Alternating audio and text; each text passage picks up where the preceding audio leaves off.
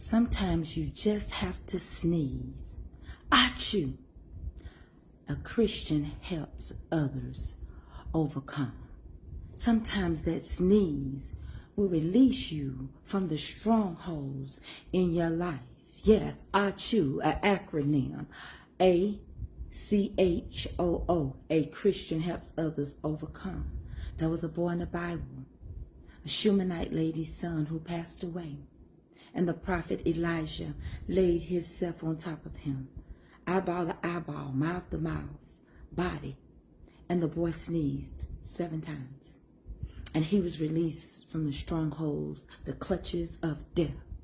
Sometimes we're in a death situation.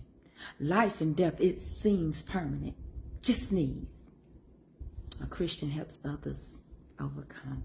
I'll see you later, honeybees.